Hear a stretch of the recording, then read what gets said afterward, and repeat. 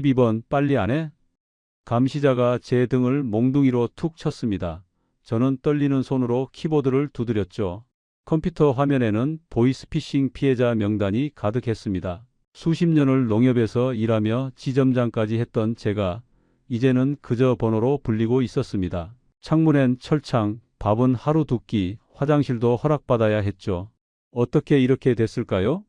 단지 농업 전문가로 모시고 싶다는 말 한마디를 믿었을 뿐인데 비행기로 몇 시간을 날아온 낯선 나라 감옥에 갇혀 있었습니다. 아내는 지금쯤 실종신고했을까요? 아들은 걱정하고 있을까요? 밤마다 그 생각에 잠을 이룰 수 없었습니다. 하지만 한 달 반쯤 지났을 때 저는 화장실 창문을 통해 탈출했습니다. 맨발로 산길을 한참 뛰어 기적처럼 살아 돌아왔죠. 도대체 무슨 일이 있었던 걸까요? 지금부터 그 이야기를 들려드리겠습니다. 시청 전 구독과 좋아요를 누르시면 로또에 당첨되는 행운이 올 수 있습니다. 그리고 지금 어디에서 시청하고 계신지 댓글로 남겨주세요. 여러분의 이야기도 듣고 싶습니다. 그럼 지금부터 시작되는 이야기 속으로 함께 들어가 볼까요? 그날 아침도 평범했습니다. 아니, 평범한 척했다는 게 맞겠네요. 새벽 6시 반에 일어나 세수를 하고 거실로 나왔을 때 아내는 이미 부엌에서 아침 준비를 하고 있었습니다. 김치찌개 끓는 냄새가 코끝을 스쳤습니다. 그저 하루가 또 시작된다는 사실만 무겁게 다가왔습니다. 아내가 국그릇을 제 앞에 놓으며 물었습니다. 오늘은 어디 갈 거야? 그 물음이 무심한 건지 걱정인 건지 저는 분간할 수가 없었습니다. 저는 대답 대신 숟가락을 들었습니다. 도서관 좀 가보려고. 그렇게 말하는 제 목소리가 왠지 작게 들렸습니다. 아내는 더 이상 묻지 않았습니다. 밥을 먹는 내내 저는 텔레비전 화면만 바라봤습니다. 아침 뉴스에선 경제 회복이니 일자리 창출이니 하는 말들이 흘러나왔지만 제겐 남의 나라 이야기처럼 들렸습니다. 몇 년 전 정년을 하고 나서부터 저는 그 모든 것들로부터 밀려난 사람이 되어버렸으니까요. 수십 년을 한 농협에서 일했습니다. 새벽같이 출근해서 밤늦게 퇴근하고 주말엔 조합원들 만나고 그렇게 살았습니다. 가족보다 농협을 먼저 생각하며 살았습니다. 그런데 정작 회사는 저를 61살에 내보냈습니다. 당신 같은 베테랑은 후배들 키워줘야 한다는 그럴듯한 명분과 함께요. 퇴직금은 꽤 됐습니다. 하지만 큰딸 수진이 결혼하면서 절반 가까이 나갔고 작은 아들 현우 전세 자금 보태주느라 또 일부가 나갔습니다. 제가 젊었을 때 친구 보증 잘못 썼던 빚도 남아 있었습니다. 그걸 정리하고 나니 통장에 남은 돈은 생각보다 적었습니다. 국민연금은 받고 있었습니다. 하지만 그것만으로는 빠듯했습니다. 아내는 동네 제과점에서 파트타임으로 일하며 매달 100만 원 조금 넘게 받아옵니다. 그 돈으로 우리 둘이 살기엔 부족했습니다. 현관문을 나서려는데 아내가 뒤에서 불렀습니다. 여보, 저는 돌아봤습니다. 아내가 지갑을 열더니 만원권 5장을 꺼내 제게 내밀었습니다. 이거 가져가. 커피라도 마시고 점심때 되면 밥이라도 사 먹어. 그 순간 저는 어떤 표정을 지어야 할지 몰라 그저 멍하니 그 돈을 바라봤습니다. 알았어. 저는 그렇게 대답하고 그 돈을 받았습니다. 엘리베이터 안에서 저는 거울에 비친 제 얼굴을 봤습니다. 흰머리가 많이 섞였고 눈가엔 주름이 깊었습니다. 하지만 제일 견디기 힘든 건 그 눈빛이었습니다. 생기라곤 찾아볼 수 없는 그 텅 빈 눈빛. 저는 고개를 돌렸습니다. 아파트 단지를 나와 버스 정류장으로 걸어갔습니다. 평일 아침 거리엔 출근하는 사람들로 붐볐습니다. 정장을 입은 젊은 직장인들이 빠른 걸음으로 지나갔습니다. 저는 그 사람들 사이에서 혼자 느리게 걸었습니다.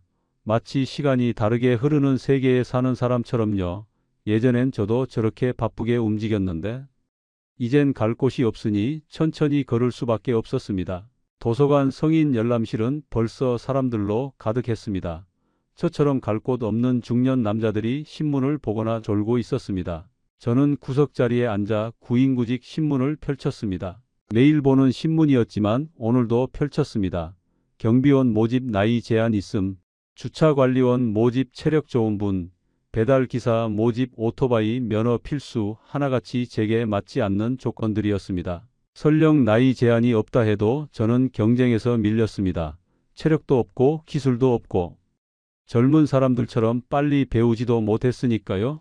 저는 수십 년 동안 농협에서 일했지만 정작 농협 밖에선 아무것도 할 줄 아는 게 없는 사람이었습니다. 옆자리에 앉은 남자가 한숨을 푹 쉬었습니다. 저도 모르게 그쪽을 쳐다봤습니다. 저와 비슷한 나이로 보이는 남자였습니다. 남자가 제 시선을 느꼈는지 고개를 돌려 눈이 마주쳤습니다. 서로 씁쓸하게 웃었습니다. 말을 하지 않아도 알 수 있었습니다. 우리는 같은 처지라는 것을요. 점심시간이 됐습니다. 도서관 밖으로 나와 근처 분식집에 들어갔습니다. 칼국수 한 그릇을 시켰습니다. 값은 얼마 안 했지만 그마저도 아까웠습니다. 칼국수 김이 모락모락 올랐지만 입맛은 없었습니다. 혼자 먹는 밥은 왜 이렇게 목이 메는지 모르겠습니다. 식사를 마치고 다시 거리로 나왔습니다. 어디로 갈까 하다가 공원 쪽으로 발걸음을 옮겼습니다. 벤치에 앉아 사람들을 구경했습니다. 유모차를 끌고 가는 젊은 엄마들, 친구들과 뛰어노는 아이들, 강아지 산책을 나온 사람들, 모두가 자기 삶을 살고 있었습니다. 저만 여기서 멈춰 선 것 같았습니다. 오후 4시쯤 집으로 돌아왔습니다. 빈집이 저를 맞았습니다. 신발을 벗고 거실에 들어서는데 가슴이 답답했습니다. 저는 소파에 주저앉아 천장을 바라봤습니다. 이렇게 하루가 또 갑니다. 내일도 모레도 이럴 겁니다. 도대체 언제까지 이렇게 살아야 하는 걸까요? 그때 스마트폰이 울렸습니다. 모르는 번호였습니다. 원래는 모르는 번호는 받지 않는데 오늘은 할 일이 없으니 전화라도 받고 싶었습니다. 여보세요. 전화기 너머로 밝은 목소리가 들렸습니다. 평경선 지점장님이시죠? 저는 글로벌 시니어 컨설팅 대표 이동훈이라고 합니다. 지점장님 프로필을 보고 연락드렸는데요. 혹시 지금 통화 가능하신가요? 글로벌 시니어 컨설팅 그 단어에 저는 귀를 쫑긋 세웠습니다. 네, 괜찮습니다. 제 목소리가 약간 떨렸습니다. 목소리 주인은 자신을 소개했습니다. 자기네는 시니어 전문 컨설팅 회사를 운영하는데 해외 농업 프로젝트에서 경험 많은 한국 관리자를 찾고 있다고 했습니다. 특히 농협 경력이 있는 분을 우대한다고 했습니다. 저는 가슴이 두근거리기 시작했습니다. 어떤 일인가요? 제가 물었습니다. 현지 농업인들 관리하고 한국 투자자들 응대하는 일입니다. 지점장님 같은 분이면 충분히 하실 수 있어요. 급여도 월 450만 원 이상 드립니다. 그 말을 듣는 순간 제 손이 떨렸습니다. 월 450만 원. 하지만 저는 조심스러웠습니다. 요즘 사기가 많잖아요. 그렇게 말했더니 상대방이 웃었습니다. 당연히 그렇게 생각하실 수 있죠. 그래서 저희는 면접 때 회사 소개를 자세히 해드립니다. 일단 저희 사무실로 한번 오실 수 있으세요? 서울에 있습니다. 오셔서 직접 보시고 판단하세요. 억지로 권하지 않습니다. 그 말이 오히려 저를 안심시켰습니다. 직접 보라는 건 떳떳하다는 뜻 아닙니까? 저는 일정을 물었습니다. 내일 오전 10시 어떠세요? 네, 좋습니다. 전화를 끊고 나서 저는 한참을 멍하니 앉아 있었습니다. 이게 진짜일까? 혹시 사기는 아닐까? 하지만 동시에 희망도 생겼습니다. 만약 진짜라면 저는 다시 일을 할 수 있는 겁니다. 가족들에게 당당해질 수 있는 겁니다. 저녁에 아내가 돌아왔습니다. 현관문 여는 소리에 저는 부엌으로 갔습니다. 저녁을 먹으면서 저는 아내에게 말했습니다. 여보, 나 내일 면접 보러 간다. 아내가 숟가락을 멈추고 저를 봤습니다. 면접? 어디서? 목소리에 걱정이 섞여 있었습니다. 글로벌 시니어 컨설팅이라는 데서 연락이 왔어. 해외 농업 프로젝트인데. 나 같은 농협 경력자를 찾는데 월 450은 준다고 하더라고. 아내의 얼굴에 걱정이 스쳤습니다. 해외? 그런데 요즘 사기 많다던데. 나도 알아. 그래서 내일 직접 가서 확인하고 올 거야. 이상하면 안 하면 되지. 저는 최대한 침착하게 말했습니다. 아내는 더 이상 말하지 않았습니다. 그냥 조심해. 그 한마디만 남기고 다시 밥을 먹었습니다. 그날 밤 잠이 잘 오지 않았습니다. 내일 갈 회사 생각에 머릿속이 복잡했습니다. 혹시 이게 제 마지막 기회는 아닐까? 이번에도 안 되면 저는 정말 아무것도 할 수 없는 사람이 되는 건 아닐까? 그런 생각들이 저를 잠들지 못하게 했습니다. 늦게 꿈을 꿨습니다. 제가 다시 농협 지점장실에 앉아 있는 꿈이었습니다. 직원들이 와서 결제를 받고 조합원들이 와서 인사를 했습니다. 저는 그 꿈속에서 행복했습니다. 그곳에서만큼은 제가 누군가에게 필요한 사람이었으니까요. 그런데 갑자기 사무실이 텅 비었습니다. 저 혼자만 남았습니다. 불을 켜려는데 스위치가 작동하지 않았습니다. 어둠 속에서 저는 문을 찾아 헤맸습니다. 문이 안 열렸습니다. 저는 소리를 질렀습니다. 여기 사람 있어요. 도와주세요. 하지만 아무도 대답하지 않았습니다. 그때 잠에서 깼습니다. 온몸에 식은땀이 흥건했습니다.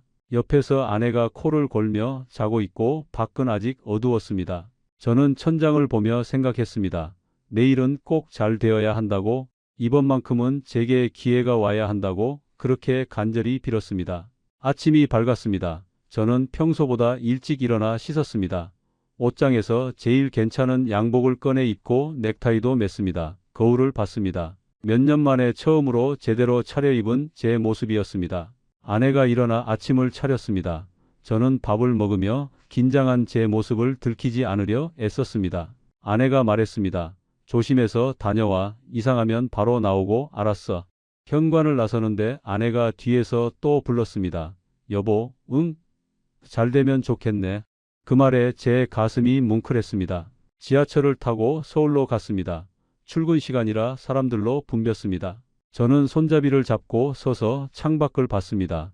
터널을 지나고 역을 지나며 저는 생각했습니다. 오늘이 면접이 잘 되면 저는 다시 사람 구실을 할 수 있을까? 가족들에게 당당해질 수 있을까? 역에서 내렸습니다. 약도를 보고 주소를 찾아갔습니다. 큰 건물이었습니다. 몇 층인가에 글로벌 시니어 컨설팅이 있다고 했습니다. 엘리베이터를 타고 올라갔습니다. 문이 열리고 복도를 걸어가는데 제 심장이 빠르게 뛰었습니다. 문 앞에 글로벌 시니어 컨설팅이라고 적힌 간판이 보였습니다. 저는 심호흡을 한번 하고 문을 열었습니다. 문을 열고 들어서는 순간 시원한 에어컨 바람이 얼굴을 스쳤습니다. 사무실은 생각보다 깔끔했습니다. 흰색 벽에 회색 소파, 유리 테이블 위에는 회사 소개 책자들이 가지런히 놓여 있었습니다. 벽면에는 해외 지사 사진들이 액자에 담겨 걸려 있었습니다. 동남아시아 어딘가의 농장 사진들, 현지인들과 악수하는 한국인 관리자들. 그 사진들을 보는 순간 이곳이 진짜 회사구나 하는 안도감이 들었습니다. 안내 데스크에 앉아있던 젊은 여직원이 일어나 인사했습니다. 안녕하세요. 평경선 지점장님이시죠? 이 대표님이 기다리고 계세요. 이쪽으로 오세요. 여직원이 앞장서서 안쪽 사무실로 안내했습니다. 복도를 지나며 저는 다른 사무실들을 슬쩍 봤습니다. 직원들이 컴퓨터 앞에 앉아 일하고 있었습니다. 전화 통화하는 소리도 들렸습니다. 다 정상적으로 보였습니다. 대표님, 평경선 지점장님 오셨습니다.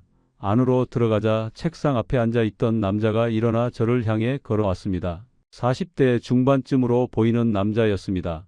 단정한 정장 차림에 부드러운 인상이었습니다. 남자가 손을 내밀었습니다. 어서 오세요, 지점장님. 이동훈입니다. 멀리서 오시느라 고생하셨습니다. 소파에 앉으시죠? 커피 드릴까요? 아니면 차 드릴까요? 이동훈이 물었습니다. 커피 괜찮습니다. 저는 소파에 앉아 사무실을 둘러봤습니다.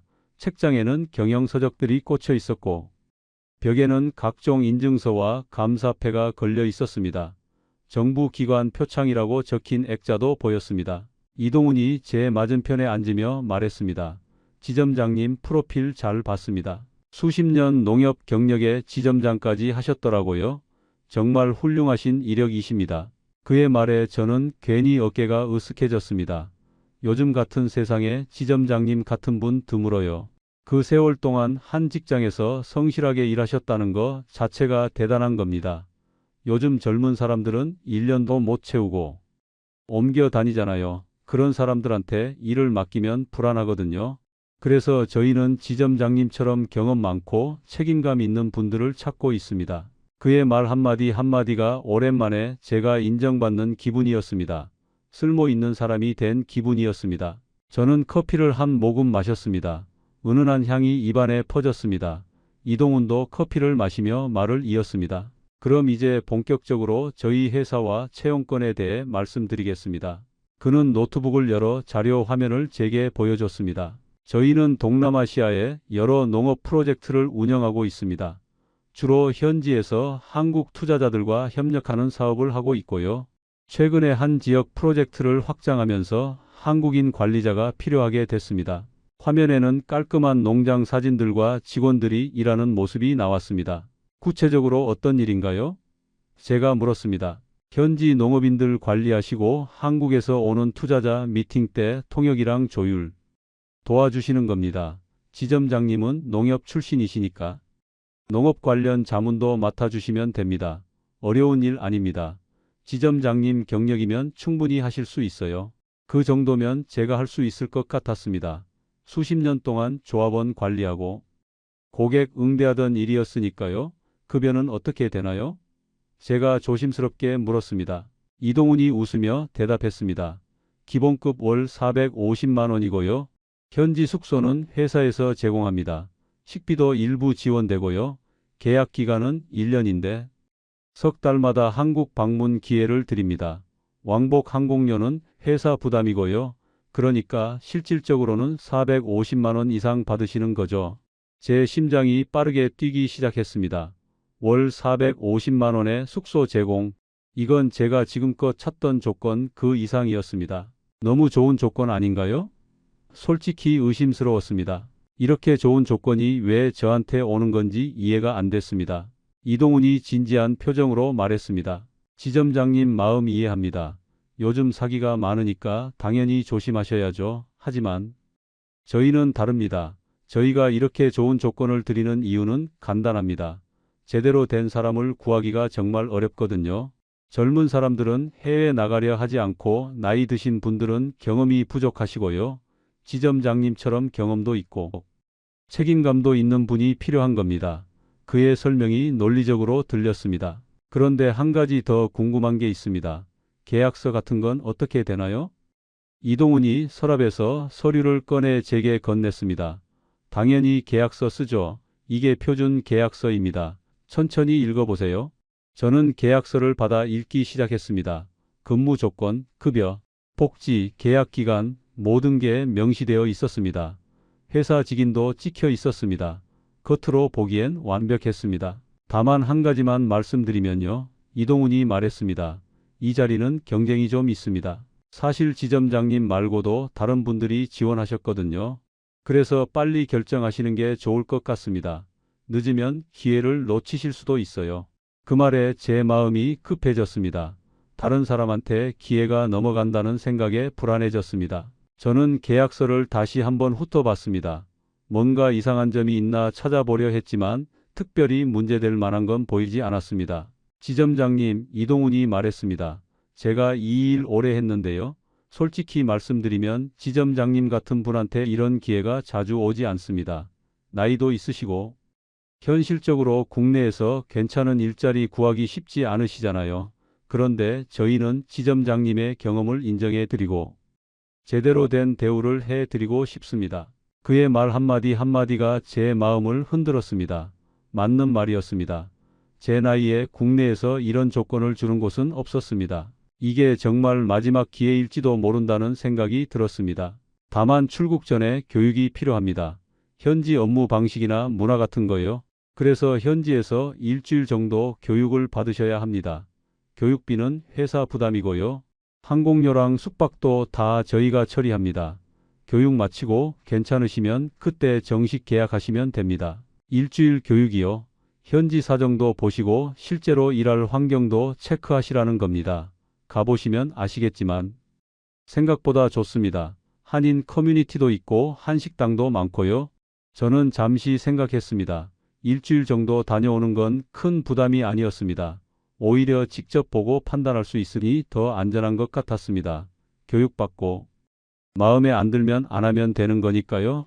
언제 출국하면 되나요? 이동훈이 환하게 웃었습니다. 빠르면 이번 주 금요일 가능하세요? 오늘이 화요일이니까 사흘 후인데요. 준비할 시간은 충분하실 겁니다. 여권은 있으시죠? 네, 있습니다. 좋습니다. 그럼 제가 항공권이랑 숙소 예약해 드릴게요. 목요일까지 준비하시고 금요일 오전 비행기 타시면 됩니다. 현지 직원이 공항에서 픽업해 드릴 겁니다. 너무 빠른 전개에 머리가 어지러웠습니다. 하지만 동시에 설렘도 있었습니다. 몇 년 만에 처음으로 뭔가 일이 진행되는 기분이었습니다. 제가 다시 필요한 사람이 되는 기분이었습니다. 그럼 이렇게 하시죠. 이동훈이 계약서를 가리키며 말했습니다. 일단 교육 참가 동의서만 작성해 주세요. 정식 계약은 교육 끝나고 하시는 거고요. 지금은 그냥 교육받으러 간다는 서명만 하시면 됩니다. 그가 다른 서류를 꺼내 제게 건넸습니다. 저는 그 서류를 읽었습니다. 교육 참가 동의, 항공료 및 숙박비 회사 부담, 교육 후 거절 가능, 특별히 문제될 건 없어 보였습니다. 저는 펜을 들었습니다. 서명하려는데 잠깐 손이 멈칫했습니다. 뭔가 찜찜한 기분이 살짝 들었습니다. 하지만 왜 그런지는 알 수 없었습니다. 지점장님 걱정되시는 거 있으세요? 아니요, 괜찮습니다. 그리고 서류에 서명했습니다. 평경선, 제 이름을 쓰는 순간 제 운명이 결정됐다는 걸 그때는 몰랐습니다. 이동훈이 서류를 받아보며 활짝 웃었습니다. 현명한 선택하셨습니다. 후회 안 하실 겁니다. 제가 목요일에 항공권이랑 필요한 서류 이메일로 보내드릴게요. 궁금하신 거 있으시면 언제든 연락 주시고요. 저는 일어나 인사했습니다. 감사합니다. 잘 부탁드립니다. 악수를 나누고 사무실을 나왔습니다. 엘리베이터를 타고 내려오는데 가슴이 두근거렸습니다. 드디어 일을 하게 됐다. 기분이 좋았습니다. 건물을 나와 지하철역으로 걸어가는데 발걸음이 가벼웠습니다. 몇 년 만에 처음으로 미래에 대한 희망이 생겼습니다. 집에 돌아가면 아내한테 이 소식을 전해야겠다고 생각했습니다. 그날 저녁 아내한테 면접 결과를 말했습니다. 합격했어. 금요일에 동남아 가서 일주일 교육받고 오면 돼. 아내가 놀란 표정으로 물었습니다. 벌써? 너무 빠른 거 아니야? 괜찮은데 맞아? 괜찮은 것 같아. 저는 오늘 본 것들을 설명했습니다. 제대로 된 회사 사무실이었고 직원들도 있었고 계약서도 다 있었다고요. 교육받고 마음에 안 들면 안 하면 되니까 걱정하지 말라고 했습니다. 아내는 여전히 걱정스러운 표정이었지만 더 이상 반대하지 않았습니다. 조심해서 다녀와 그 말만 남겼습니다. 그날 밤 저는 오랜만에 편하게 잠들었습니다. 내일부터 준비해야 할 것들을 생각하며 잠이 들었습니다. 여권 챙기고 옷 챙기고 세면 도구 챙기고 마치 출장 가는 것처럼 설렜습니다. 목요일 오후에 이동훈한테서 이메일이 왔습니다. 항공권이 첨부되어 있었고 현지 일정표도 함께 있었습니다. 금요일 오전 10시 인천공항 출발, 현지 오후 도착, 공항에서 피아퐁이라는 현지 직원이 픽업한다고 적혀 있었습니다. 호텔 주소와 교육 장소 주소도 상세하게 나와 있었습니다. 저는 이메일을 프린트해서 가방에 넣었습니다. 일주일치 옷과 세면, 도구, 필기도구, 여권, 지갑, 그리고 만약을 위해 비상금으로 현금 50만 원을 챙겼습니다. 아내가 옆에서 지켜보더니 말했습니다. 여보, 정말 조심해. 이상하면 바로 연락하고 걱정 마. 일주일 금방 가. 다녀와서 맛있는 거 사줄게. 아내가 씁쓸하게 웃었습니다. 맛있는 건 무슨 무사히만 돌아와. 금요일 아침이 밝았습니다. 저는 새벽 6시에 일어나 준비했습니다. 공항 가려면 여유 있게 출발해야 했습니다. 현관을 나서는데 아내가 제 팔을 잡았습니다. 아내의 눈에 걱정이 가득했습니다. 꼭 연락해. 매일 전화해주고 알았어. 걱정 마. 공항으로 가는 버스 안에서 저는 창밖을 봤습니다. 아침 햇살이 따뜻했습니다. 새로운 시작을 하기에 딱 좋은 날씨였습니다. 저는 이번 기회를 잘 살려야 한다고 다짐했습니다. 인천공항에 도착해서 체크인을 하고 출국 심사를 받았습니다. 여권에 도장이 찍혔습니다. 이제 정말 가는구나 실감이 났습니다. 탑승구로 가는 길에 면세점을 지나쳤습니다. 사람들이 쇼핑하는 모습이 보였습니다. 저는 돌아올 때 아내 선물을 사야겠다고 생각했습니다. 비행기가 이륙하고 창밖으로 한국이 점점 작아졌습니다. 저는 그 모습을 보며 생각했습니다. 잘 다녀올 거야. 잘 될 거야. 비행 시간은 몇 시간 정도였습니다. 기내식을 먹고 잠을 잤습니다. 꿈을 꿨습니다. 제가 농장 사무실에서 일하는 꿈이었습니다. 현지 직원들이 저를 보고 인사했습니다. 저는 자신감 있게 일을 지시했습니다. 기분 좋은 꿈이었습니다. 기장의 안내 방송이 들렸습니다. 곧 공항에 도착합니다. 저는 눈을 떴습니다. 창밖을 보니 낯선 땅이 보였습니다. 초록색 들판과 군데군데 보이는 건물들, 동남아시아였습니다. 몇 시간 후 공항에 도착했습니다. 비행기에서 내리자마자 뜨거운 열기가 얼굴을 쳤습니다. 한국과는 전혀 다른 습한 더위였습니다. 셔츠가 금세 땀에 젖었습니다. 입국 심사를 받고 짐을 찾아 도착장으로 나왔습니다. 도착장에는 많은 사람들이 있었습니다. 픽업 나온 사람들이 팻말을 들고 서 있었습니다. 저는 제 이름이 적힌 팻말을 찾았습니다. 평경선, 그 이름을 든 남자가 보였습니다. 동남아시아 사람으로 보이는 30대 남자였습니다. 저는 그쪽으로 다가갔습니다. 평경선 씨 맞으십니까? 남자가 한국말로 물었습니다. 네, 맞습니다. 제가 대답했습니다. 남자가 환하게 웃으며 손을 내밀었습니다. 반갑습니다. 형님, 저는 피아퐁이라고 합니다. 제가 모시고 갈 겁니다. 저는 그의 손을 잡았습니다. 악수를 나누며 저는 안도했습니다. 차는 밖에 있습니다. 이쪽으로 오세요. 공항을 나와 주차장으로 갔습니다. 햇빛이 너무 강렬했습니다. 선글라스를 끼지 않았더니 눈이 부셨습니다. 하얀색 밴이 서 있었습니다. 저는 차에 올랐습니다.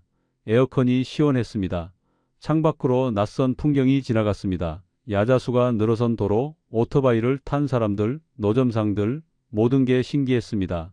호텔까지 1시간 정도 걸립니다. 피곤하시죠? 피아퐁이 말했습니다. 조금요. 호텔 가서 쉬세요.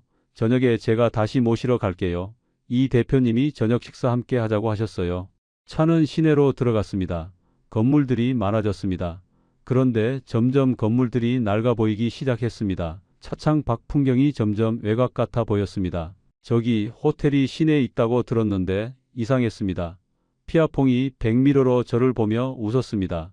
조금만 더 가면 됩니다. 하지만 차는 계속 외곽으로 향했습니다. 저는 불안해지기 시작했습니다. 저기 여기 어디예요? 피아퐁이 대답 대신 차 속도를 높였습니다. 그리고 포장된 길을 벗어나 비포장 도로로 접어들었습니다. 제 심장이 빠르게 뛰기 시작했습니다. 뭔가 잘못됐다는 걸 직감했습니다. 저 내려주세요. 하지만 피아퐁은 대답하지 않았습니다. 차는 더 빨라졌습니다. 저는 문을 열려고 했습니다. 잠겨 있었습니다. 차문이 안에서 열리지 않았습니다. 저는 공포를 느꼈습니다. 내려달라고요? 제 목소리가 떨렸습니다. 차는 계속 달렸습니다. 먼지가 차창을 뒤덮었습니다. 주위는 점점 황량해졌습니다. 건물도 사람도 보이지 않았습니다. 저는 휴대폰을 꺼냈습니다. 전화를 걸려고 했습니다. 형님, 그거 소용없어요. 피아퐁이 차갑게 말했습니다. 그의 목소리가 달라져 있었습니다. 공항에서 들었던 친근한 목소리가 아니었습니다. 차가 어떤 건물 앞에 멈췄습니다. 낡은 공장 같은 건물이었습니다. 주변엔 아무것도 없었습니다. 저는 뒷문을 두드렸습니다. 여기 어디예요? 날 왜 여기 데려온 거예요? 피아퐁이 차에서 내렸습니다. 뒷문을 열었습니다. 내리세요, 형님. 하지만 그의 목소리는 명령이었습니다. 그리고 건물 안에서 2명의 남자가 나왔습니다. 덩치 큰 남자들이었습니다. 그 순간 저는 깨달았습니다. 제가 속았다는 걸, 이곳이 회사가 아니라는 걸, 제가 지금 매우 위험한 상황에 처했다는 걸. 하지만 이미 늦었습니다. 2 남자가 저를 차에서 끌어냈습니다. 살려주세요. 도와주세요. 소리쳤지만 아무도 없었습니다. 이 황량한 곳엔 저를 구해줄 사람이 아무도 없었습니다. 저는 건물 안으로 끌려 들어갔습니다. 어두운 복도를 지나 어떤 방으로 들어갔습니다. 방 안에는 침대와 책상이 있었습니다. 창문에는 철창이 쳐져 있었습니다. 남자들이 저를 방 안에 밀어 넣었습니다. 제 가방을 빼앗아 갔습니다. 밖에서 자물쇠 잠그는 소리가 들렸습니다. 저 문 열어요. 나 좀 나가게 해주세요. 하지만 대답이 없었습니다. 저는 주저앉았습니다. 온몸이 떨렸습니다. 도대체 무슨 일이 일어난 거지? 여긴 어디지? 나한테 무슨 일이 벌어지는 거지? 머릿속이 하얗게 변했습니다. 창문으로 다가갔습니다. 철창 사이로 밖을 봤습니다. 황량한 들판만 보였습니다. 어디선가 비명 소리가 들렸습니다. 저는 소름이 돋았습니다. 여기 나 말고 다른 사람도 있다는 뜻이었습니다. 저는 바닥에 주저앉아 머리를 감쌌습니다. 이게 꿈이기를 바랐습니다. 악몽이기를 바랐습니다. 하지만 차가운 바닥의 감촉이 현실이라고 말해줬습니다. 이건 꿈이 아니었습니다. 저는 정말로 지옥에 떨어진 겁니다. 방 안에 시계가 없어서 시간을 알 수가 없었습니다. 햇빛이 창문 철창 사이로 비스듬히 들어오는 걸 보니 오후 늦은 시간인 것 같았습니다. 저는 벽에 기댄 채 무릎을 끌어안고 앉아 있었습니다. 머릿속으론 계속 생각했습니다. 어떻게 빠져나갈 수 있을까? 누구한테 연락할 수 있을까? 하지만 제 가방은 저 남자들이 가져갔습니다. 휴대폰도 지갑도 여권도 모두 빼앗겼습니다. 발소리가 들렸습니다. 저는 벌떡 일어났습니다. 자물쇠 열리는 소리가 났고 문이 열렸습니다. 피아퐁이 들어왔습니다. 그 뒤로 나이든 남자 한 명이 따라 들어왔습니다. 50대로 보이는 동남아시아 남자였습니다. 형님 진정하세요. 피아퐁이 손을 내밀며 말했습니다. 진정하라고요? 당신들이 날 여기 가둬놓고 진정하라고요? 제 목소리가 떨렸습니다. 피아퐁이 한숨을 쉬었습니다. 형님, 우리는 형님한테 나쁜 짓 안 합니다. 그냥 일 좀 도와주시면 됩니다. 무슨 일이요? 제가 물었습니다. 그 나이든 남자가 입을 열었습니다. 어눌한 한국말이었습니다. 당신 컴퓨터 일할 줄 알죠? 서류 만들고 그런 거요. 당신 농협원이었다고 들었어요. 그런 일 시킬 겁니다. 잘하면 돈도 줍니다. 집에도 보내줍니다. 저는 그 말을 믿을 수 없었습니다. 그럼 왜 날 속였어요? 왜 회사라고 거짓말했어요? 형님 솔직하게 말했으면 왔겠어요? 여기 와서 일 좀 하면 됩니다. 어려운 일 아니에요. 피아퐁이 말했습니다. 만약 내가 거부하면요? 나이든 남자가 차갑게 웃었습니다. 거부, 형님 여긴 다른 나라예요. 경찰도 우리 편이고 아무도 형님 찾지 않아요. 순순히 일하세요. 그게 형님한테 좋아요. 그 말에 저는 절망했습니다. 정말로 저는 아무런 도움도 받을 수 없는 곳에 갇힌 겁니다. 피아퐁이 제 어깨를 툭 쳤습니다. 형님 너무 걱정하지 마세요. 우리도 사람이에요. 잘하면 잘 대해줍니다. 밥도 주고 잘 곳도 주고 그냥 일만 하세요. 두 사람이 나가고 저는 주저앉았습니다. 눈물이 났습니다. 60 인생에서 이렇게 무기력한 적이 없었습니다. 제가 뭘 잘못한 걸까요? 그냥 일자리를 찾고 싶었을 뿐인데, 가족한테 보탬이 되고 싶었을 뿐인데. 방안이 어두워졌습니다. 저는 어둠 속에 앉아 있었습니다. 한참 후에 문이 다시 열렸습니다. 젊은 남자가 물 한 병과 밥 한 그릇을 들고 왔습니다. 바닥에 놓고 나갔습니다. 차가운 밥에 반찬도 없었습니다. 하지만 먹어야 했습니다. 여기서 나가려면 살아야 했습니다. 밥을 먹으며 저는 계획을 세우려 했습니다. 일단 저들이 원하는 대로 해주는 척해야 합니다. 그러면서 기회를 엿봐야 합니다.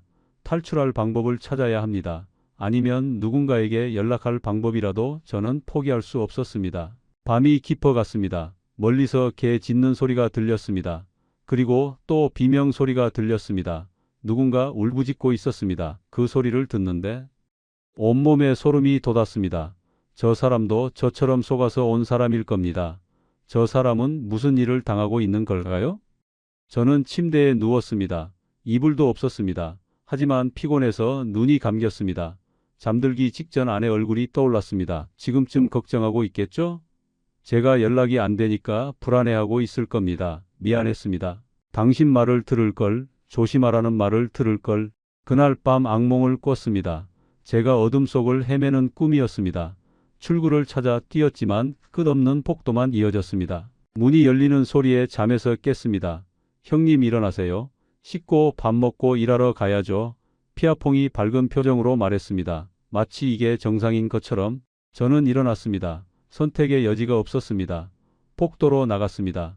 처음으로 이 건물의 다른 부분을 볼 수 있었습니다. 긴 복도 양쪽으로 방문들이 있었습니다. 제 방만 있는 게 아니었습니다. 여러 개의 방이 있었습니다. 그 말은 저 같은 사람이 더 있다는 뜻이었습니다. 세면대에서 찬물로 얼굴을 씻고 거울을 봤습니다. 초췌한 제 얼굴이 보였습니다. 하루 만에 몇 년은 더 늙어버린 것 같았습니다. 식당 같은 곳으로 안내됐습니다. 긴 테이블에 사람들이 앉아 있었습니다. 10명 정도 됐습니다. 모두 중년 남자들이었습니다. 한국 사람들이었습니다. 저처럼 속아서 온 사람들이었습니다. 그들의 얼굴에는 공포와 체념이 섞여 있었습니다. 저는 빈자리에 앉았습니다. 옆자리 남자가 작은 소리로 말했습니다. 처음 오셨어요? 저는 고개를 끄덕였습니다. 그가 쓸쓸하게 웃었습니다. 저도 한 달쯤 전에 왔어요. 시니어 취업센터에서 연락 왔다고 해서. 그의 이야기는 제 이야기와 똑같았습니다. 여기서 뭘 시키나요? 제가 물었습니다. 그가 주위를 살피더니 더 작은 소리로 말했습니다. 보이스피싱이요? 한국 사람들한테 전화 걸어서 돈 뜯어내는 거. 우리는 서류 만들고 계좌 정보 입력하고 그런 일 해요. 안 하면 맞아요. 제 혈압이 올랐습니다. 저는 숟가락을 놓았습니다. 이건 할 수 없어요. 범죄잖아요. 그 남자가 제 팔을 잡았습니다. 저도 처음엔 그랬어요. 근데 여긴 선택권이 없어요. 하거나 맞거나 둘 중 하나예요. 그리고 잘못하면 그가 말을 멈췄습니다. 잘못하면요? 모르는 게 나아요. 그가 고개를 저었습니다. 식사가 끝나고 감시자들이 우리를 일렬로 세워 다른 건물로 데려갔습니다. 방 안에는 책상과 컴퓨터들이 빼곡히 놓여 있었습니다. 마치 콜센터 같았습니다. 아니, 정확히는 범죄 공장이었습니다. 저는 한 책상 앞에 앉으라는 지시를 받았습니다. 컴퓨터 화면에는 엑셀 파일이 떠 있었습니다. 수많은 이름과 전화번호, 계좌번호가 적혀 있었습니다. 감시자가 제 옆에 섰습니다. 이 정보들 정리하세요. 이름 맞는지 확인하고 틀린 거 수정하고 새로 들어온 정보 입력하세요. 빨리 하세요. 저는 화면을 봤습니다. 이건 피싱 피해자들 명단이었습니다. 제 손이 떨렸습니다. 하지만 감시자가 제 뒤에 서 있었습니다. 저는 마우스를 잡았습니다. 손이 떨려서 제대로 움직일 수가 없었습니다. 빨리 안 해요? 감시자가 엄포를 놨습니다. 저는 할 수 없이 키보드를 두드리기 시작했습니다. 저는 지금 범죄에 가담하고 있었습니다. 제 의지와 상관없이 저는 사기범이 되고 있었습니다.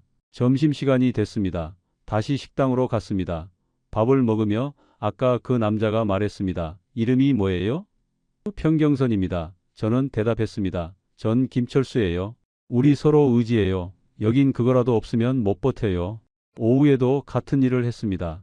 시간이 어떻게 가는지 몰랐습니다. 그저 화면만 보며 기계적으로 일했습니다. 중간에 한 남자가 소리쳤습니다. 저는 못해요. 이건 범죄예요. 놔주세요. 감시자 2명이 그를 끌고 나갔습니다. 잠시 후 복도에서 비명이 들렸습니다. 그리고 울음소리가 들렸습니다. 우리는 모두 고개를 숙인 채 일을 계속했습니다. 아무도 그를 도우러 가지 못했습니다. 한참 후 그 남자가 돌아왔습니다. 얼굴이 피투성이가 되었고 다리를 절고 있었습니다. 자기 자리에 앉아 다시 컴퓨터 앞에 앉았습니다. 손이 떨리는 게 보였지만 그는 일을 시작했습니다. 저는 그 모습을 보며 알았습니다. 여기선 저항할 수 없다는 걸, 순응하거나 당하거나 둘 중 하나라는 걸. 저녁이 돼서야 다시 방으로 돌아왔습니다. 온몸이 아팠습니다.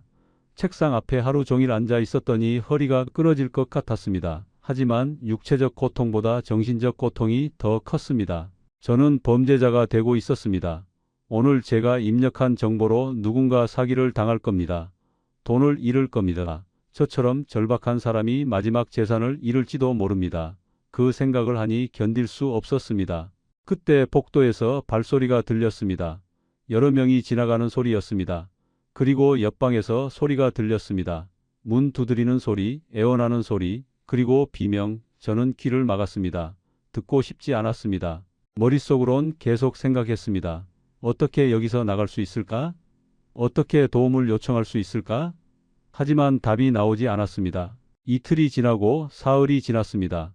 시간 감각이 없어졌습니다. 매일이 똑같았습니다. 컴퓨터 앞에 앉아 죄책감을 느끼며 일하고 방으로 돌아와 절망하고 그게 전부였습니다. 일주일쯤 지났을 때 김철수가 제게 말했습니다. 형님 여기 온 지 얼마나 됐어요? 일주일쯤요? 저는 한 달 넘었어요. 처음엔 미칠 것 같았는데 이젠 익숙해지더라고요. 무섭죠? 저는 그를 봤습니다. 그의 눈빛이 죽어 있었습니다. 처음 봤을 때보다 더 생기가 없었습니다. 이곳이 사람을 이렇게 만드는구나. 저도 저렇게 될까? 그런 생각에 두려웠습니다. 탈출을 생각해 본 적 있어요? 제가 물었습니다. 김철수가 쓸쓸하게 웃었습니다. 누가 안 해봤겠어요? 근데 불가능해요. 여긴 외딴 곳이고 감시가 심하고 설령 나간다 해도 갈 곳이 없어요. 여권도 없이 어떻게 한국 가겠어요? 그래도 방법이 있을 거예요. 김철수가 제 어깨를 툭 쳤습니다. 형님 그런 생각 버리세요. 여기선 시키는 대로 하는 게 살 길이에요. 잘하면 나중에 보내준대요. 저는 그걸 믿어요. 하지만 저는 믿을 수 없었습니다. 이 사람들이 우리를 보내줄 리 없었습니다. 우리는 이용당하고 버려질 겁니다. 아니면 평생 여기 갇혀 살게 될지도 모릅니다. 저는 그렇게 될 수 없었습니다. 반드시 나가야 했습니다. 그날 밤 저는 결심했습니다. 탈출해야겠다고. 언제 어떻게 될지 모르지만 기회를 엿봐야겠다고. 여기서 이대로 포기할 수는 없었습니다. 2주가 지났습니다. 저는 이제 감시자들이 저를 부르는 이름에 익숙해졌습니다. 12번. 제 이름은 평경선이었지만 여기선 그저 번호였습니다. 12번째로 끌려온 중년 남자. 12번 하고 부르면 고개를 들었습니다. 매일 아침 6시에 일어났습니다. 세면하고 똑같은 밥을 먹었습니다. 7시에 작업장으로 이동하면 저녁 6시까지 일했습니다. 점심시간 1시간 빼고는 쉬는 시간이 없었습니다. 화장실 가는 것도 허락을 받아야 했습니다. 하루 11시간을 컴퓨터 앞에 앉아 죄를 지었습니다. 피싱 대상자 명단을 정리하고 계좌 정보를 입력하고 송금 내역을 기록했습니다. 때로는 가짜 서류를 만들기도 했습니다. 공문서처럼 보이는 문서들을요. 금융감독원 명의로 된 허위 문서, 검찰청 문서, 경찰청 문서, 제 농협원 경력이 이렇게 악용될 줄은 몰랐습니다. 제가 만든 문서로 누군가 속고 있을 겁니다. 그 생각을 하면 견딜 수 없었지만 계속해야 했습니다. 작업장에는 저 말고도 15명 정도가 있었습니다. 모두 한국 남자들이었습니다. 나이는 대부분 50대에서 60대까지였습니다. 저처럼 재취업이나 사업 기회에 속아 온 사람들이었습니다. 어떤 사람은 해외 투자 설명회에 간다고 했다가 납치됐다고 했습니다. 어떤 사람은 지인 소개로 좋은 일자리가 있다며 왔다가 이렇게 됐다고 했습니다. 수법은 달랐지만 결과는 같았습니다. 우리는 모두 이곳에 갇혔습니다. 감시자는 모두 현지인들이었습니다. 교대로 우리를 감시했습니다. 항상 2~3명이 작업장에 있었습니다. 그들은 몽둥이를 들고 서 있었습니다. 누가 태만하거나 말을 안 들으면 가차없이 때렸습니다. 저는 맞지 않으려고 시키는 대로 했습니다. 살아남으려면 그래야 했습니다. 어느 날 새로운 사람이 왔습니다. 60이 넘어 보이는 남자였습니다. 얼굴이 창백했고 눈빛이 흔들리고 있었습니다. 방금 도착한 게 분명했습니다. 감시자가 그를 빈 책상 앞에 앉혔습니다. 저는 그를 봤습니다. 2주 전 제 모습이 떠올랐습니다. 그때 저도 저렇게 겁에 질려 있었습니다. 점심시간에 그 남자가 제 옆에 앉았습니다. 손이 떨려서 숟가락을 제대로 잡지 못하고 있었습니다. 저는 작은 목소리로 말했습니다. 천천히 드세요. 시간 있어요. 그가 저를 봤습니다. 여긴 어디예요? 어떻게 된 거예요? 그의 목소리가 떨렸습니다. 저는 주위를 살폈습니다. 최대한 작게 말했습니다. 여긴 보이스피싱 조직 아지트예요. 우리는 일 시키려고 끌려온 거예요. 빠져나갈 방법은 없어요. 시키는 대로 하세요. 안 그러면 맞아요. 그 남자의 얼굴이 더 하얗게 변했습니다. 안 돼요. 저는 못해요. 집에 가야 해요. 아내가 아파요. 그가 울먹였습니다. 저는 그의 팔을 잡았습니다. 진정하세요. 여기서 흔들리면 더 힘들어져요. 일단 살아야 해요. 살아야 나갈 방법을 찾죠. 하지만 그 남자는 오후 작업 시간에 일을 거부했습니다. 저는 이런 거 못해요. 사람들 돈 빼앗는 일이잖아요. 나 보내주세요. 그가 소리쳤습니다. 감시자들이 달려와 그를 끌고 나갔습니다. 폭도에서 비명이 들렸습니다. 둔탁한 소리가 반복됐습니다. 제 손이 떨렸습니다. 키보드를 치는 손이 멈췄습니다. 옆에 있던 김철수가 작게 말했습니다. 계속하세요. 가만히 있으세요. 1시간 후 그 남자가 돌아왔습니다. 얼굴이 피범벅이었습니다. 한쪽 눈이 퉁퉁 부어 있었습니다. 다리를 절고 있었습니다. 감시자가 그를 자리에 앉혔습니다. 다시 한번 거부하면 다음엔 더 세게 때린다고 경고했습니다. 그 남자는 울면서 일을 시작했습니다. 저는 그 모습을 보며 가슴이 아팠습니다. 그날 밤 방으로 돌아와 누웠습니다. 천장을 보며 생각했습니다. 저는 얼마나 더 여기 있어야 할까요? 집에 제가 연락이 안 된 지 몇 주가 지났습니다. 아내는 실종 신고를 했을까요? 생각할수록 답답했습니다. 저는 일어나 창문으로 갔습니다. 철창을 흔들어 봤습니다. 꿈쩍도 하지 않았습니다. 단단하게 박혀 있었습니다. 그때 복도에서 발소리가 들렸습니다. 저는 재빨리 침대로 돌아가 누웠습니다. 자는 척했습니다. 발소리가 제 방 앞에서 멈췄습니다. 문틈으로 불빛이 들어왔습니다. 누군가 안을 들여다보고 있었습니다. 저는 숨을 죽였습니다. 잠시 후 발소리가 멀어졌습니다. 어느 날 피아퐁이 작업장에 들어와 저를 불렀습니다. 12번 형님 이리 와봐요. 저는 긴장하며 일어났습니다. 무슨 일인지 몰라 불안했습니다. 복도로 나갔습니다. 피아퐁이 담배를 피우며 말했습니다. 형님 일 잘하시네요. 실수도 없고 빠르고 보스가 만족해 하셔요. 저는 대답하지 않았습니다. 칭찬받을 일이 아니었으니까요. 그래서 형님한테 좋은 제안이 있어요. 무슨 제안이요? 피아퐁이 웃었습니다. 형님이 우리 팀에 정식으로 합류하는 거예요. 그러면 대우가 달라져요. 방도 좋은 곳으로 옮겨주고 식사도 더 좋은 거 주고 돈도 줘요. 한 달에 100만 원 정도는 받을 수 있어요. 제가 왜 그래야 하죠? 피아퐁이 어깨를 으쓱했습니다. 어차피 형님은 여기 있잖아요. 빠져나갈 수 없어요. 그럼 차라리 편하게 사는 게 낫지 않겠어요? 우리랑 같이 일하면 대접받아요. 아니면 계속 감금돼서 강제로 일하거나요? 거절합니다. 저는 그렇게 말했습니다. 저는 그렇게 살 수 없어요. 피아퐁의 얼굴이 굳었습니다. 형님 후회할 거예요. 기회는 한 번뿐이에요. 다시는 이런 제안 안 해요. 상관없어요. 저는 범죄자가 되고 싶지 않아요. 작업장으로 돌아와 자리에 앉았습니다. 손이 떨렸습니다. 방금 거절한 게 잘한 일일까요? 아니면 더 큰 화를 부른 걸까요? 모르겠습니다. 하지만 제 마지막 자존심만큼은 지키고 싶었습니다. 설령 이곳에 갇혀 있어도 스스로 그들의 편이 되고 싶지는 않았습니다. 그날 저녁 식사 시간에 평소보다 음식이 적게 나왔습니다. 그리고 제 앞에만 반찬이 없었습니다. 밥과 국만 덜렁 놓여 있었습니다. 제가 제안을 거절했으니 벌을 주는 거였습니다. 저는 항의하지 않았습니다. 그러면 더 심해질 테니까요. 다음 날부터 제 노동 시간이 늘었습니다. 다른 사람들은 저녁 6시에 끝났지만 저는 8시까지 일해야 했습니다. 일부러 저를 괴롭히는 거였습니다. 하지만 저는 이를 악물고 버텼습니다. 여기서 무너지면 정말 끝이라는 걸 알았습니다. 한 달이 지났습니다. 어느 날 작업장에 새로운 사람이 들어왔습니다. 우리처럼 끌려온 남자가 아니었습니다. 양복을 입은 중년 남자였습니다. 보스인 것 같았습니다. 그가 작업장을 둘러보며 감시자들과 이야기했습니다. 그러다 저를 봤습니다.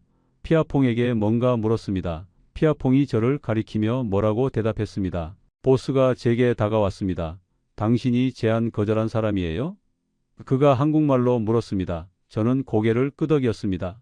그가 비웃었습니다. 자존심 센 사람이네요. 좋아요. 그럼 계속 그렇게 사세요. 하지만 기억하세요. 여기선 자존심이 밥 먹여주지 않아요. 그가 돌아서서 감시자들에게 뭐라고 지시했습니다. 불길한 예감이 들었습니다. 뭔가 일이 생길 것 같았습니다. 한 달 반이 지났을 때였습니다. 저는 매일 관찰했습니다. 감시자들의 움직임을 봤습니다. 교대 시간을 체크했습니다. 건물 구조를 파악했습니다. 화장실 갈 때마다 복도를 유심히 봤습니다. 비상구가 어디 있는지 창문은 어디가 열리는지 확인했습니다. 그러던 어느 날 화장실 창문이 하나 잠기지 않은 걸 발견했습니다. 작은 창문이었지만 제 몸은 들어갈 수 있을 것 같았습니다. 저는 계획을 세웠습니다. 밤에 화장실 간다고 하고 창문으로 탈출하는 겁니다. 하지만 쉽지 않았습니다. 감시가 삼엄했고 타이밍을 잘 맞춰야 했습니다. 그리고 기회가 왔습니다. 어느 날 밤 기회가 왔습니다. 밤 10시쯤이었습니다. 감시자들이 교대하는 시간이었습니다. 저는 문을 두드렸습니다. 화장실 가고 싶어요. 감시자가 문을 열었습니다. 짜증난 표정이었습니다. 빨리 다녀와요. 저는 화장실로 갔습니다. 감시자가 따라왔습니다. 하지만 화장실 밖에서 기다렸습니다. 심장이 미친 듯이 뛰었습니다. 지금 아니면 기회가 없을 겁니다. 저는 그 창문으로 갔습니다. 조심스럽게 열었습니다. 삐걱 소리가 났습니다. 저는 멈췄습니다. 감시자가 들었을까요? 하지만 아무 소리가 없었습니다. 창문을 완전히 열었습니다. 차가운 밤바람이 들어왔습니다. 자유가 보였습니다. 저는 창틀에 손을 올려 몸을 끌어올렸습니다.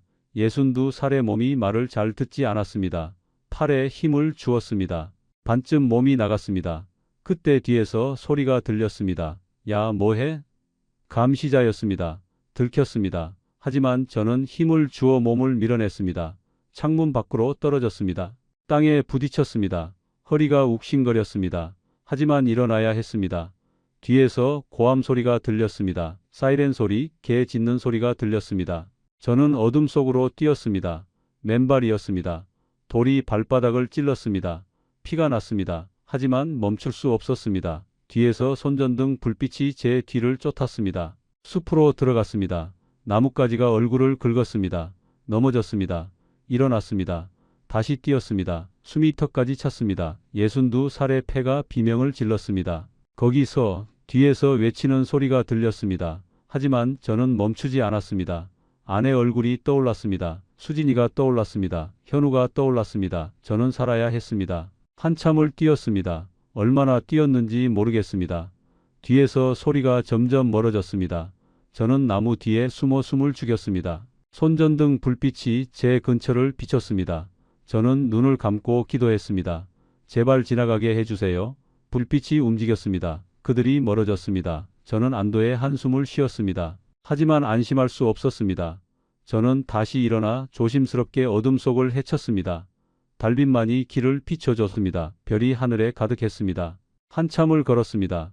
발은 피투성이가 됐습니다. 옷은 찢어졌습니다. 얼굴은 상처투성이였습니다. 하지만 저는 살아 있었습니다. 멀리서 불빛이 보였습니다. 마을 같았습니다. 저는 그쪽으로 걸어갔습니다. 다리가 후들거렸습니다. 넘어질 것 같았습니다. 하지만 계속 걸었습니다. 작은 마을이 나타났습니다.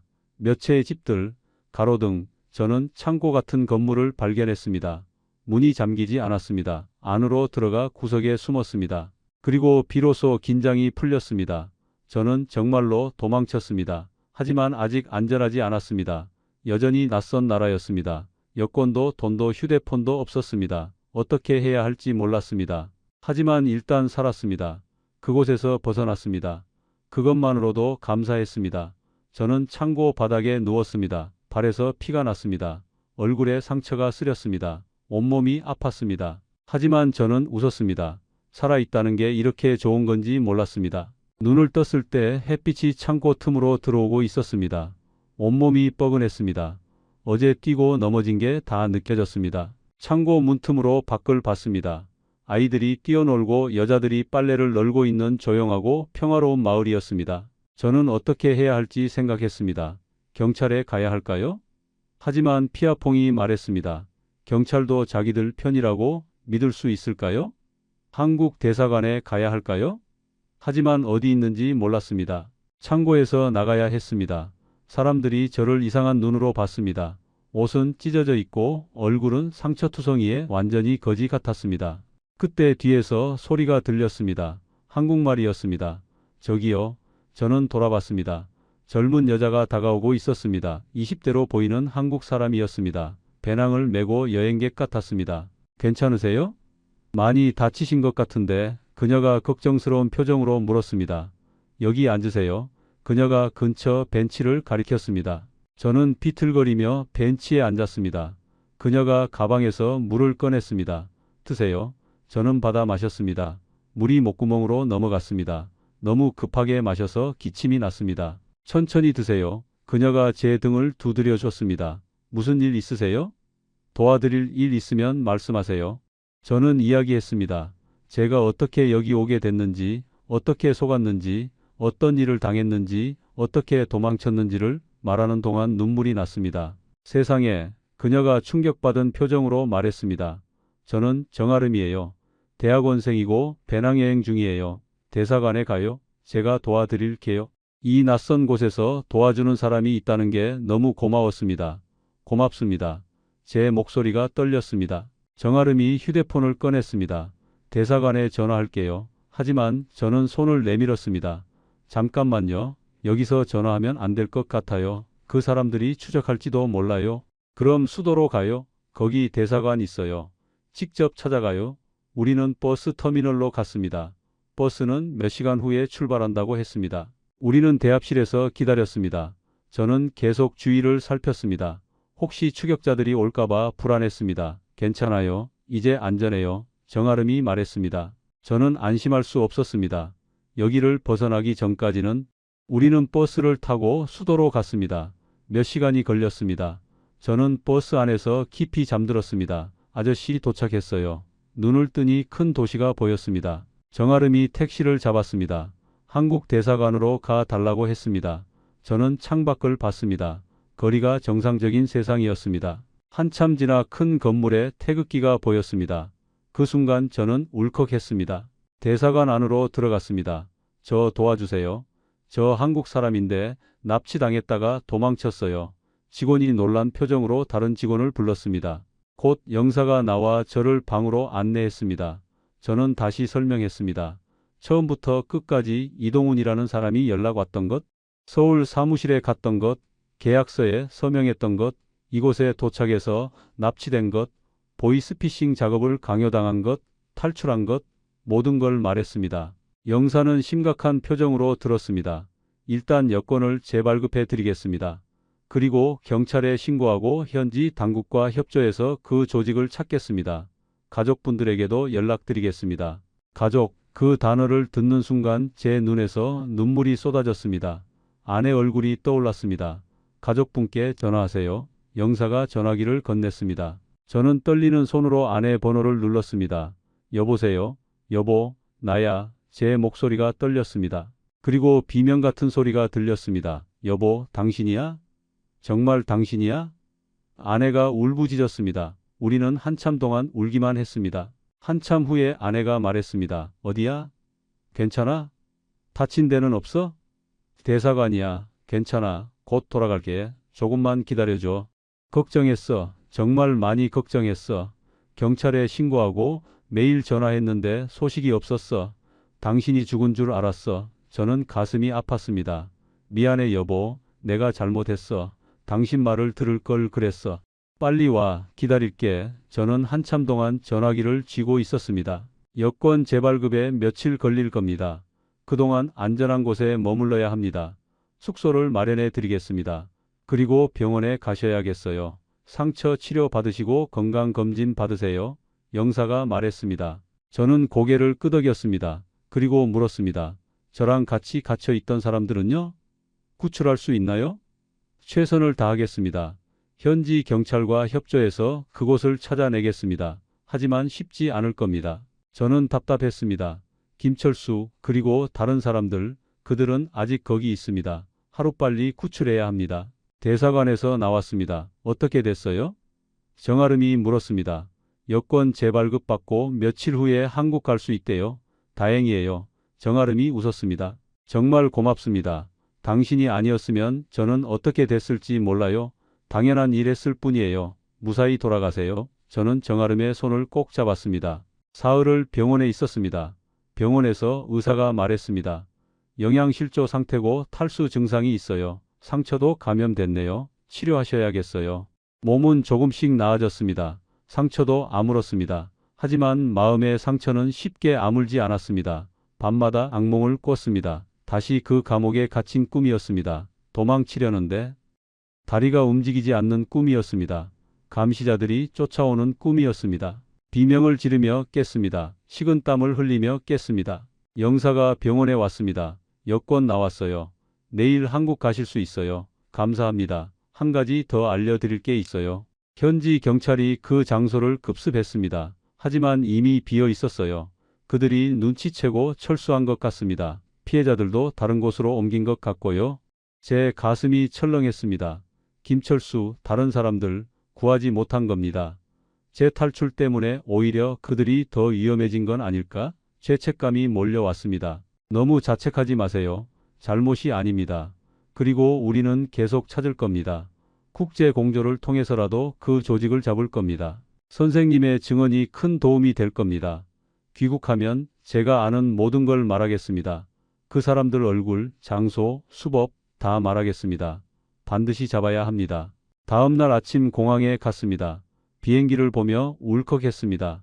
창밖으로 그 나라가 점점 작아졌습니다. 악몽의 땅이 멀어졌습니다. 저는 눈을 감았습니다. 기장의 안내 방송이 들렸습니다. 곧 인천공항에 도착합니다. 바퀴가 땅에 닿는 순간 저는 울었습니다. 정말로 돌아왔습니다. 살아서 돌아왔습니다. 입국장 문이 열리고 아내가 서 있었습니다. 수진이와 현우도 함께 있었습니다. 우리는 서로를 보고 달려가 껴안고 한참 동안 울었습니다. 아빠, 수진이가 울었습니다. 아버지, 현우가 제 등을 두드렸습니다. 미안해, 정말 미안해. 저는 말했습니다. 돌아와서 다행이야. 아내가 제 얼굴을 쓰다듬었습니다. 다음 날 경찰서에 갔습니다. 국제범죄 수사대였습니다. 처음부터 끝까지 진술했습니다. 이동훈의 얼굴을 묘사했습니다. 서울 사무실 위치를 말했습니다. 피아폰과 보스에 대해 말했습니다. 건물의 위치도 최대한 자세히 설명했습니다. 이 사람 전과가 있네요. 사기 전과자예요. 다른 이름으로 활동한 기록도 있고요. 형사가 말했습니다. 저는 분노했습니다. 전과자를 왜 못 잡았나요? 왜 계속 범죄를 저지르게 놔뒀나요? 이 사람이 여러 이름을 쓰고 수법을 바꿔서 추적이 어려웠습니다. 하지만 이번엔 꼭 잡겠습니다. 서울 사무실은 이미 폐쇄됐다고 했습니다. 제가 실종된 후 빠르게 철수한 것 같다고 했습니다. 하지만 CCTV와 건물 기록을 조사하고 있습니다. 통신 기록도 추적 중입니다. 반드시 찾아낼 겁니다. 형사가 말했습니다. 집으로 돌아오는 길에 아내가 말했습니다. 당신 잘못이 아니야. 너무 자책하지 마. 내 잘못이야. 내가 욕심 부렸어. 아내가 제 손을 잡았습니다. 이제 그만 생각해. 돌아왔잖아. 그걸로 충분해. 며칠 동안 집에만 있었습니다. 밖에 나가기가 두려웠습니다. 사람들 만나는 게 무서웠습니다. 뉴스에 제 이야기가 나왔습니다. 시니어 재취업 사기 피해자가 극적으로 탈출했다는 내용. 동네 사람들의 동정 어린 눈빛도 있었고 수군거리는 시선도 있었습니다. 그 나이에 그런 걸 믿었대. 부끄러웠습니다. 그저 고개만 숙였습니다. 피해자인데 왜 저는 가해자처럼 숨어 지내야 하는 걸까요? 심리 상담을 받았습니다. 의사가 말했습니다. 외상 후 스트레스 장애예요. 치료가 필요합니다. 약을 처방받았습니다. 밤마다 약을 먹고 잤습니다. 그래도 악몽은 계속됐습니다. 한 달이 지났습니다. 형사한테서 전화가 왔습니다. 이동훈을 검거했습니다. 인천에 숨어 있다가 붙잡혔습니다. 대질신문에 참석해 주세요. 경찰서에서 이동훈을 마주했습니다. 수갑을 찬 채 앉아 있었습니다. 이 사람 맞습니까? 형사가 물었습니다. 네, 저를 속인 사람입니다. 이동훈이 말했습니다. 저도 피해자예요. 위에서 시키는 대로 한 거예요. 저는 일어서서 소리쳤습니다. 피해자? 당신이 피해자? 당신 때문에 사람들이 지옥에 갇혔어. 당신 때문에 가족들이 울었어. 형사가 저를 진정시켰습니다. 이동훈이 말했습니다. 평경선 씨 당신도 알잖아요. 이 나이에 돈 벌기 얼마나 힘든지 저도 먹고 살려고 한 거예요. 저는 믿을 수 없었습니다. 저런 변명을 하다니. 재판날이 왔습니다. 법정에 섰습니다. 증인석에 앉았습니다. 어떻게 속았는지 무슨 일을 당했는지 말씀해 주시겠습니까? 검사가 물었습니다. 저는 대답했습니다. 다 말했습니다. 방청석에서 아내가 울고 있었습니다. 변호인이 반대 신문을 했습니다. 자발적으로 계약서에 서명하신 거 아닙니까? 속아서 한 겁니다. 진실을 알았다면 절대 하지 않았을 겁니다. 재판은 몇 시간 동안 진행됐습니다. 이동훈은 끝까지 자기도 피해자라고 주장했습니다. 하지만 증거는 명백했습니다. 판결일이 왔습니다. 피고인 이동훈에게 징역 7년을 선고한다. 법정을 나서자 기자들이 몰려왔습니다. 소감이 어떠세요? 이제 끝이 아닙니다. 아직 구출되지 못한 피해자들이 있습니다. 그들을 찾아야 합니다. 그리고 더 이상 이런 범죄의 피해자가 나오지 않도록 막아야 합니다. 저는 말했습니다. 석 달이 지났습니다. 저는 피해자 지원 단체와 함께 일하기 시작했습니다. 시니어 재취업 사기 예방 캠페인에 참여했습니다. 제 경험을 나누는 강연을 했습니다. 처음엔 부끄러웠습니다. 제 실패를 공개하는 게 두려웠습니다. 하지만 한 강연회에서 70이 넘은 할아버지가 말했습니다. 고맙습니다. 저도 비슷한 제안을 받았는데 선생님 이야기 듣고 거절했어요. 그 말을 듣는 순간 제 눈시울이 뜨거워졌습니다. 제가 한 명이라도 구한 겁니다. 어느 날 병원에서 연락이 왔습니다. 김철수 씨가 구출됐습니다. 평경선 씨를 만나고 싶어 합니다. 저는 병원으로 달려갔습니다. 김철수가 침대에 누워 있었습니다. 수척해져 있었지만 살아 있었습니다. 형님, 그가 저를 보고 울었습니다. 저는 그의 손을 잡았습니다. 살아 있어줘서 고맙습니다. 형님이 먼저 탈출하신 덕분에 저도 살 수 있었어요. 형님이 희망을 주셨어요. 우리는 한참을 울었습니다. 살아남은 자들의 눈물이었습니다. 1년이 지났지만 저는 여전히 악몽을 꿉니다. 하지만 조금씩 나아지고 있습니다. 오늘도 저는 한 고등학교에서 강연을 합니다. 안녕하세요. 저는 평경선입니다. 여러분께 제 이야기를 들려드리려고 합니다. 1시간 동안 말했습니다. 학생들은 숨죽이며 들었습니다. 선생님 무서우셨을 텐데 어떻게 용기를 냈어요? 한 학생이 물었습니다.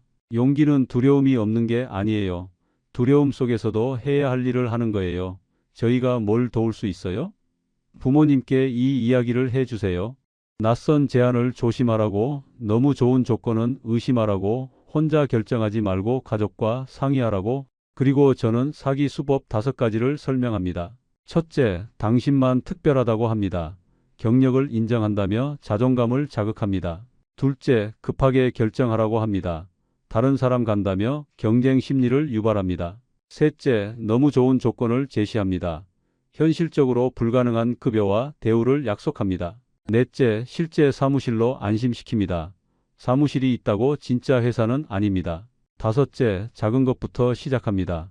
일주일 교육이라며 낮은 리스크처럼 포장합니다. 이 5가지 중 하나라도 해당되면 의심하세요. 둘 이상이면 거의 확실히 사기입니다. 강연이 끝났습니다. 학교를 나와 벤치에 앉아 하늘을 봤습니다. 그 일자리가 마지막 기회라고 믿었습니다. 하지만 그건 제가 저 자신을 버리던 순간이었습니다. 이제 저는 압니다. 진짜 용기는 의심에서 시작된다는 것을, 진짜 책임감은 가족과 함께 짊어지는 것이라는 것을, 진짜 가장은 도움을 청할 줄 아는 사람이라는 것을. 휴대폰이 울렸습니다. 여보, 저녁 뭐 먹을래? 아내였습니다. 당신이 끓여주는 된장찌개. 알았어, 일찍 와.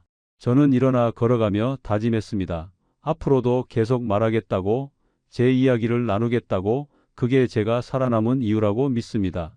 62살의 지옥을 경험했지만 63세 다시 태어났습니다. 이제 저는 압니다. 인생의 마지막 기회 같은 건 없다는 것을, 내일이 새로운 기회라는 것을, 가장 중요한 건 살아있다는 것, 사랑하는 사람들과 함께 있다는 것. 여러분께 당부드립니다. 낯선 제안 앞에서 멈추세요. 너무 좋은 조건은 의심하세요. 혼자 결정하지 말고 가족과 상의하세요. 그리고 기억하세요. 나이가 들었다고 쓸모없는 게 아닙니다. 일자리가 없다고 가치가 없는 게 아닙니다. 당신의 존재 자체가 소중합니다. 이 이야기가 누군가에게는 경고가 되고 누군가에게는 위로가 되기를 바랍니다. 우리의 이 사연이 마음에 남았다면 좋아요를 눌러주세요. 그리고 소중한 사람들과 함께 이 이야기를 나눠주시길 바랍니다. 여러분의 한마디가 누군가에겐 큰 위로가 될 수 있습니다. 영상이 마음에 드셨다면 구독과 좋아요, 응원 부탁드립니다. 감사합니다.